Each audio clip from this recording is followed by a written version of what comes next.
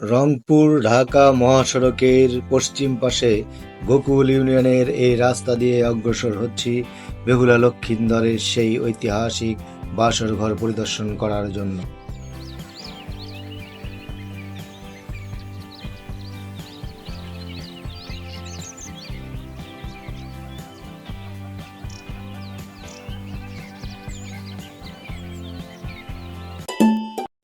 দর্শক, অবশেষে আমরা সেই কাঙ্ক্ষিত স্থানে হাজির হয়েছি, অর্থাৎ বেহুলা লক্ষীন্দরের বাসরঘর নামে পরিচিত এই ঐতিহাসিক রাজপ্রাসাদটি একটি সংরক্ষিত স্থান। এর মূল ফটকের সামনে আমরা দাঁড়িয়ে রয়েছি। পাশেই দেখতে পাচ্ছেন টিকিট কাউন্টার। এখান থেকে আমরা টিকিট সংগ্রহ করে ভিতরে প্রবেশ করব। টিকিট সংগ্রহ করলাম। এখানে টিকিটের মূল্য তালিকা দেওয়া রয়েছে। মোটরসাইকেল এবং কার পার্কিং এর সুব্যবস্থাও রয়েছে। প্রাচীন বাংলার ঐতিহাসিক রাজধানীর একটি অংশ হচ্ছে বেহুলা লক্ষীন্দরের প্রাসাদ। এই প্রাসাদের মূল ফটকে পা রাখতেই অতীতের গৌরবময় কাহিনীগুলো যেন চোখের সামনে ভেসে উঠছে। আমাদের আজকের এপিসোডটি অত্যন্ত মজার এবং উপভোগ্য হতে চলেছে। আশা রাখি সাথেই থাকবেন।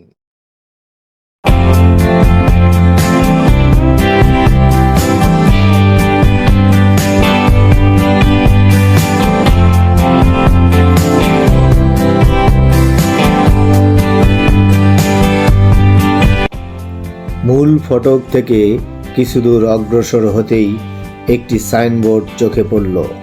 এরপর কিছুক্ষণ দাঁড়ালাম এবং সাইনবোর্ডের এই লেখাগুলো এক নজর পড়ে ফেললাম। এখানে এর স্থাপত্য শিল্প এবং নির্মাণকাল সম্পর্কে বিস্তারিত লেখা রয়েছে।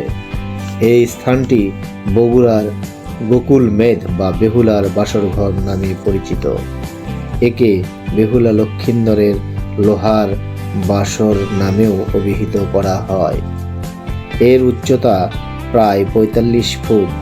প্রাথমিক অবস্থায় এই বাসর ঘরের উচ্চতা আরও অধিক ছিল বলে প্রতীয়মান হয়। এটি আবিষ্কৃত হওয়ার পূর্বে এর উপরিভাগে একটি শিমুল বৃক্ষ ও একটি বড়ই বৃক্ষ ছিল। ১৯৩৪ থেকে ৩৬ সালে ব্রিটিশ সরকারের উদ্যোগে খনন কাজের মাধ্যমে এটি আবিষ্কৃত হয়। এরপর গাছ দুটি কেটে প্রাসাদটি সংস্কার করা হয়। প্রাসাদটির পূর্ব পাশে রয়েছে ২৪ কোণ বিশিষ্ট চৌবাচ্চা সদৃশ একটি বাথরুম। এখানে ১৭২টি চারকোনা কক্ষসহ একটি মঞ্চ পাওয়া যায়। বর্তমান গবেষকদের মতে বেহুলার বাসরঘর একটি অকল্পনীয় স্থাপনা। এটি ৮০৯ থেকে ৮৪৭ খ্রিস্টাব্দে দেবপাল কর্তৃক নির্মিত হয়।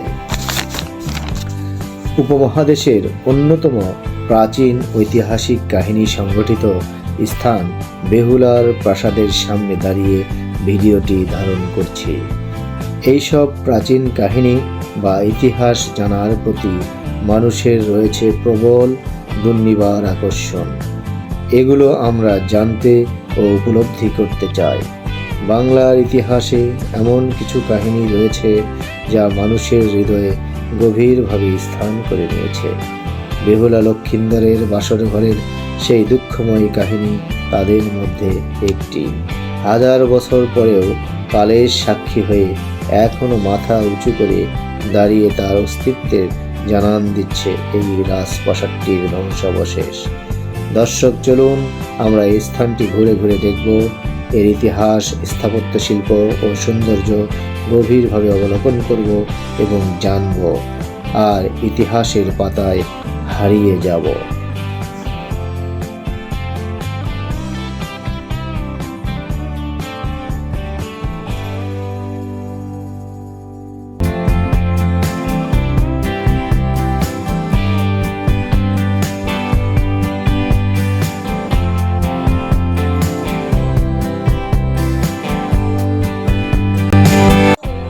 উপমহাদেশের অত্যন্ত প্রাচীন ঐতিহাসিক স্থান হিসেবে দেশের বিভিন্ন অঞ্চল থেকে এমনকি পৃথিবীর বিভিন্ন প্রান্ত থেকে পর্যটকগণ এই স্থানটি পরিদর্শন করতে আসেন। দর্শক, আমরা কিছু দর্শনার্থী দেখতে পাচ্ছি, চলুন আমরা তাদের সাথে কথা বলি। আসসালামু আলাইকুম, কেমন আছেন? আপনার নাম? আমার নাম মিলন প্রামাণিক। আপনি কি স্থানীয় না? জি না ভাই, আমি ঘুরতে এসেছি। আচ্ছা, কোন জায়গা থেকে এসেছেন? আমি রাজশাহী বাগমারা থানা থেকে। ঐতিহ্যবাহী এই স্থানটি পরিদর্শন করে আপনার কেমন লাগছে আমাদের শাহী টিভি চ্যানেলের সাথে আপনি একটু শেয়ার করবেন প্লিজ। জি ভাই, ঐতিহ্যবাহী জায়গাটা পরিদর্শন করে আমি এটা প্রথমবারের মতো এখানে এসেছি। এখানে এসে আমার খুবই ভালো লেগেছে। এখানকার গল্প আমি কিছুটা জানতাম, কিন্তু এখানে এসে আমি তার বাস্তবতা গভীরভাবে অনুভব করতে পারছি। মনে হচ্ছে আমি যেন সেই গল্পের অংশ হয়ে গেছি। আপনার কাছে সর্বশেষ প্রশ্ন, এখানকার কোন জিনিসগুলো আপনার কাছে সবচেয়ে আকর্ষণীয় মনে হয়েছে? ভাই, এখানকার সবচেয়ে আমার আকর্ষণীয় মনে হয়েছে এখানকার স্থাপত্য এবং সৌন্দর্য আমাকে মুগ্ধ করেছে। এছাড়াও বাসর ঘরের প্রাচীন গঠন ও সেখানকার নকশায় সত্যি অসাধারণ এবং অপূর্ব সুন্দর। শাহী টিভির পক্ষ থেকে আপনাকে অসংখ্য ধন্যবাদ এতক্ষণ আমাদের সাথে থাকার জন্য এবং আপনার মূল্যবান বক্তব্য শেয়ার করার জন্য। ভালো থাকবেন, আল্লাহ হাফিজ। আল্লাহ হাফেজ। Thank you.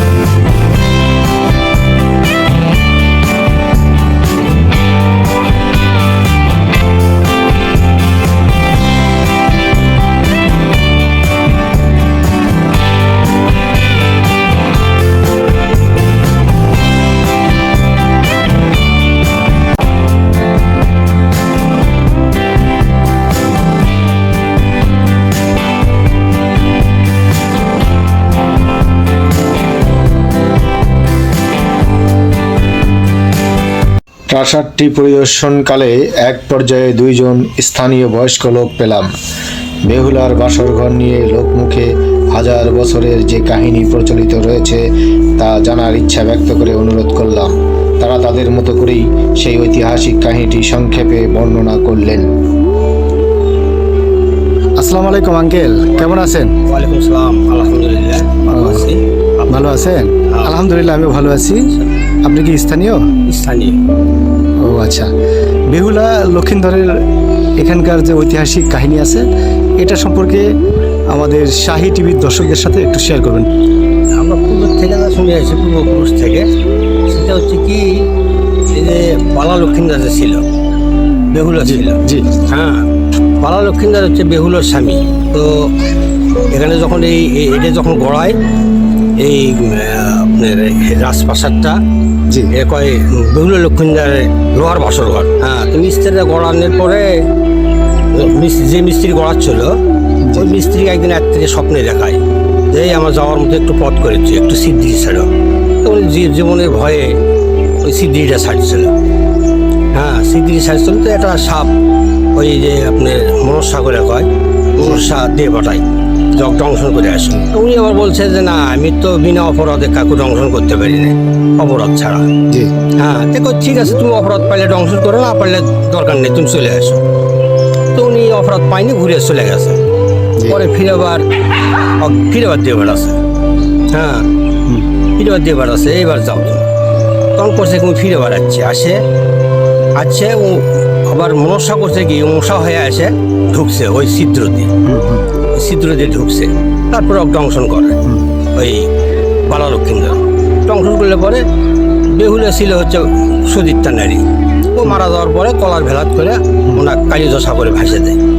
হ্যাঁ, আধ্যাত্মিক ক্ষমতায় তিনি মানে পচে গলে মাংস টাংস সব ঝুরিয়ে গেছিল, খালি হাড় ছিল। হ্যাঁ, খালি হাড় ছিল। যাই হোক, সতীত্বের কারণে হ্যাঁ ফিরে সাবেক ফিরে পায়।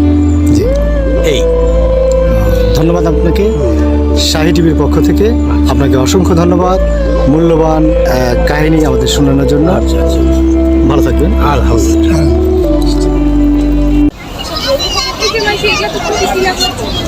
আপনি স্যারের রেজিস্টার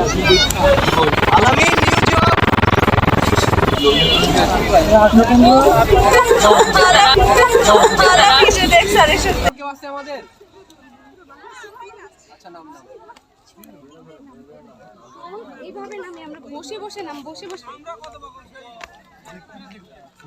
আমারও বলছে এটা লাভ নাই। এই আয় আয় হাই রে না আমি না পারবো না। আরে পারবি না, পারবি আস্তে এখন তো বেহুলার বাসর ঘরে প্রবেশ করতেই মনে হলো যেন একটি ঐতিহাসিক প্রেমগাথার মধ্যে পা রেখেছি।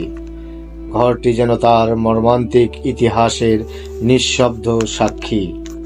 লক্ষিন্দরের মৃত্যুর করুণ স্মৃতি আর বেহুলার অদম্য প্রেমের গল্প এখানে যেন প্রতিটি কোণে লুকিয়ে আছে। ঘরের পরিবেশে এক অদ্ভুত নীরবতা। মনে হলো এই ঘরে বসে একদিন বেহুলা তার ভালোবাসার মানুষকে চিরবিদায়ের শোক বুকে চেপে শক্তি সংগ্রহ করেছিল।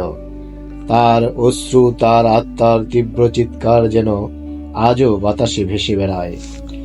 প্রাসাদের দিকে তাকিয়ে মন কেঁপে ওঠে।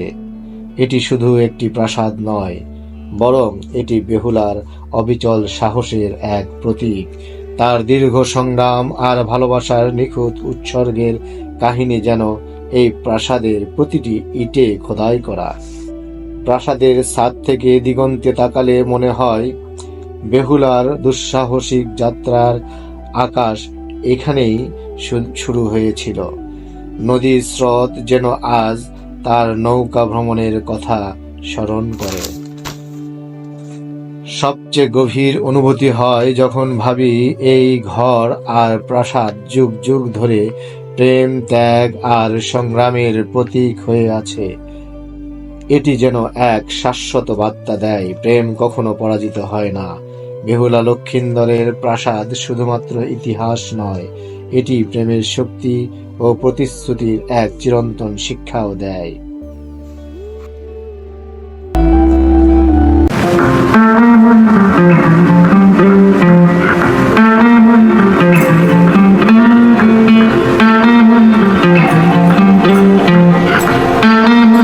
সুপ্রিয় দর্শক, মহাস্থানগড়ের বেহুলা লক্ষিন্দরের বাসরঘর দেখার এই সফর যদি আপনাদের ভালো লেগে থাকে তবে অবশ্যই আমাদের চ্যানেলটি সাবস্ক্রাইব করবেন এবং ভিডিওটি শেয়ার করবেন।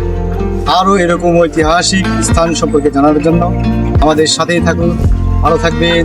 আল্লাহ হাফিজ।